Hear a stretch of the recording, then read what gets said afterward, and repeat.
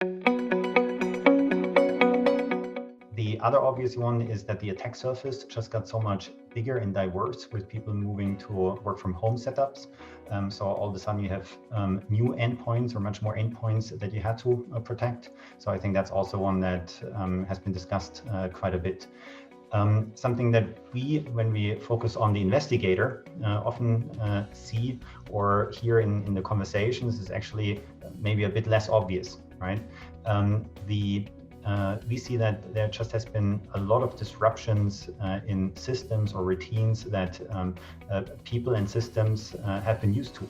So relating to people, all of a sudden people were working from home, so collaboration with peers did not work anymore, playbooks did not work anymore, and what we often see is that access to data was not that easy anymore, because we have quite a lot of customers in critical infrastructure industries that have their sensitive data on-premise and where they only access it from on-premise, which obviously is a big problem if you are supposed to send your people to work from home.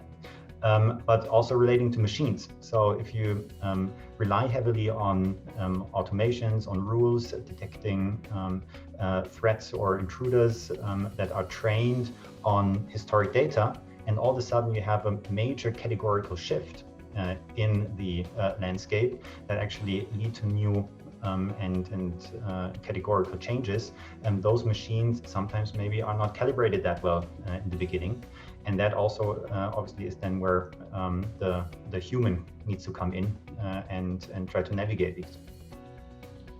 Obviously, we believe we're in extremely exciting space. So generally, cybersecurity, also privacy, has just received so much more attention in the last 2, 3, 4, 5 years. So generally, I think just the caseload is increasing. The number of data sources, data in general, the amounts of data is increasing. And at the same time, machines cannot solve it all, but you still have, especially for the exploratory searches, you need this fuzzy intelligence and what the human can bring to the table. And that's obviously where we come into play, that we provide the tool for humans to interact with huge amounts of data. And that's obviously where we want to continue.